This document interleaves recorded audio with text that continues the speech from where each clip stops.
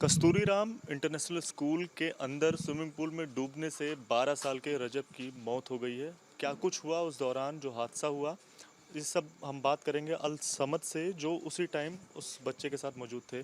क्या कुछ आप लोग स्विमिंग पूल के पास गए, कैसे आप सबको एंट्री मिली? एंट्री तो सर वहाँ पे मिल जाती है, 100 रुपये टिकट लेते हैं वो एक जने के लिए। हम 4 जने थे, 400 रुपये दे के एंट्री मिल गई थी। उसके साथ बात हम नहा रहे थे उसके साथ, तो वो कहने लगा भाई मैं पीछे नहाऊंगा। तो मैंने उसको ऊपर चढ़ा दिया, ऊपर जाके पीछे नहाने लगा वो। उसके बाद जैसे मैंने देखा वो गायब था वो, मुझे लगा टॉयलेट गया होगा। मैंने सारे में चेक करा, वो कहीं नहीं था। फिर भाई जब कहीं मिला ही नहीं तो मैंने सबसे कहा, तो वहाँ जो गार्ड थे मैंने कहा भाई मेरे भाई नहीं मिल रहा है। उन्होंने ऐसे कहा भाई अपने आप ढूंढ लो, हमें हमारी जिम्मेदारी नहीं है इसकी। फिर हमारे यहीं का लड़का है, एक वो नहा रहा था यहाँ पे, वो कह रहा मुझे ऐसा महसूस हो रहा नीचे कोई है, मतलब उसके पैर में लज रहा होगा। उसके बाद जाके मैंने निकाला उसको। वहाँ से निकालने के बाद उसे हॉस्पिटल लाने के लिए मैंने उससे कहा भाई एक लड़का मेरे साथ चलो, हॉस्पिटल जाना है। तो उन्होंने कह दिया भाई यहाँ लड़का नहीं है, अपना आप लेके जाओ। तो फिर मैं उसको हॉस्पिटल लेकर आया, खुद छोटा भाई था मेरा, उसको बिठा के लेकर गया हॉस्पिटल लेकर आया। यहाँ पे ट्रीटमेंट हुआ, फिर डॉक्टरों ने मना कर दिया।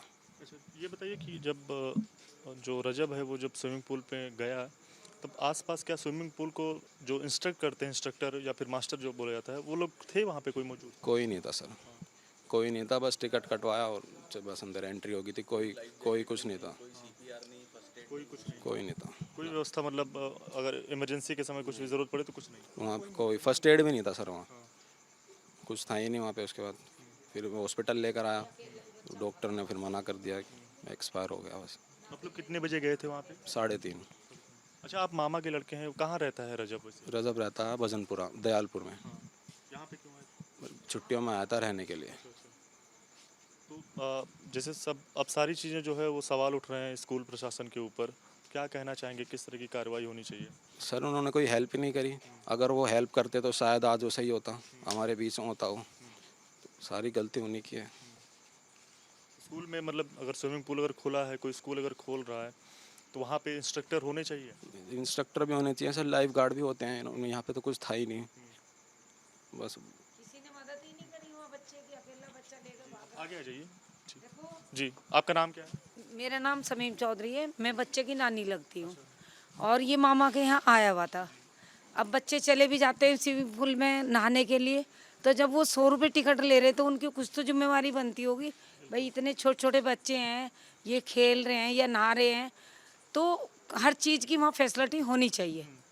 अब उन्होंने ये छोटी सी उम्र का बच्चा, ये भी इतना समझदार नहीं है, अकेला बच्चा बॉडी को लेके भाग रहा है, तो उनको गार्ड को या जो वहाँ पे स्कूल चला रहे हैं उन्हें कुछ तो व्यवस्था करनी चाहिए थी।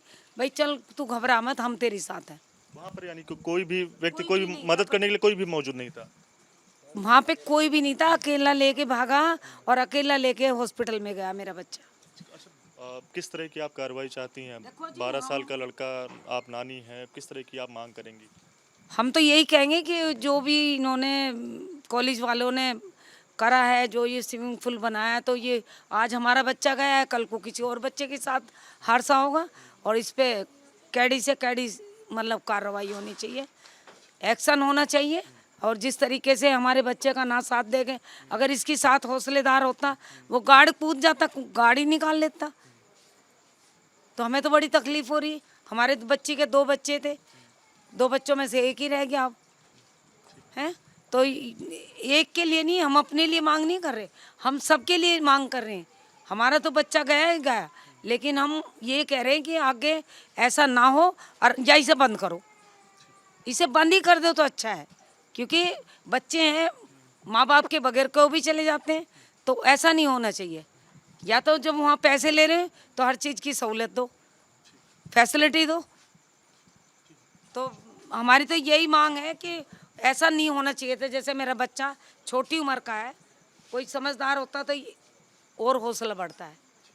बातचीत करने के लिए तो या फिर बंद किया जाए स्विमिंग पूल, या फिर अगर पैसे ले रहे हैं तो उचित तरीके से जो प्रबंधन है स्विमिंग पूल का वो किया जाए, ये कहना है जो रजब है जिसकी डेथ हो गई, 12 साल की उम्र थी। परिवार के साथ यहाँ पर छुट्टियाँ मनाने के लिए अपनी नानी के घर आया था, और आज दोपहर में जब 3:30 बजे के करीब वो स्विमिंग पूल जाता है, तब उसकी स्विमिंग पूल में डूबने से मौत हो जाती है। आसपास के जो गार्ड होते हैं वो भी मदद के लिए आगे नहीं आते हैं। तो इसके चलते लापरवाही की जो बात सामने आ रही है, तो लापरवाही के तहत पुलिस ने मामला भले ही दर्ज कर लिया है, लेकिन नानी का साफ तौर से यही कहना है कि अगर वो फीस लेकर स्विमिंग पूल में एंट्री दे रहे हैं तो उचित प्रबंधन भी स्विमिंग पूल के आसपास हो और मदद करने के लिए खासकर छोटे बच्चे जो जाते हैं उनके लिए भी लोगों की व्यवस्था कराई जाए। अगर ऐसी व्यवस्था नहीं कराई जा सकती तो स्विमिंग पूल को बंद कर दिया जाए। 12 साल के रजब की स्विमिंग पूल में डूबने से मौत हो जाती है। कस्तूरीराम इंटरनेशनल स्कूल में जब रजब नहाने के लिए स्विमिंग पूल में जाता है तो डूबने से उसकी मौत हो जाती है। हम फिलहाल कस्तूरीराम इंटरनेशनल स्कूल जो है उसके ठीक सामने मौजूद हैं। दोपहर में 3:30 बजे का जब समय था, जब रजब अपने मामा के बेटे अल शमद के साथ इस स्कूल के स्विमिंग पूल में गया था और जहां पर जब वो नहा रहा था उसी समय डूबने से उसकी मौत हो जाती है। और पुलिस ने इस मामले में स्कूल के खिलाफ लापरवाही के कारण यानी धारा 304A के तहत मुकदमा दर्ज कर लिया है। स्कूल प्रशासन पूरी तरह से इस पूरे मामले में सवालों के घेरे में है और लगातार जो सवाल हैं स्कूल प्रशासन के ऊपर खड़े हो रहे हैं कि आखिर समय रहते जो जब रजब यहाँ पर नहा रहा था तब उसकी मदद क्यों नहीं की गई, और जिसके तहत अब स्कूल प्रशासन के ऊपर पुलिस ने धारा 304A के तहत मुकदमा भी दर्ज कर लिया है। कैमरा पर्सन दुर्गेश साहू के साथ दिव्यांकर तिवारी, ABP न्यूज़, दिल्ली।